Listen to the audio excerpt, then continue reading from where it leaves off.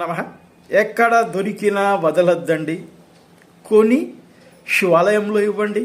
అదే ప్రకారంగా మీ ఇంటిలో మీరు ఎక్కడైతే డబ్బులు పెట్టుకుంటారో అటువంటి స్థానములో ఈ యొక్క మహాబిల్వాన్ని ఉంచి అఖండ ఐశ్వర్యాన్ని పొందడంతో పాటు మంచి ఆరోగ్యాన్ని కూడా పొందగలరు.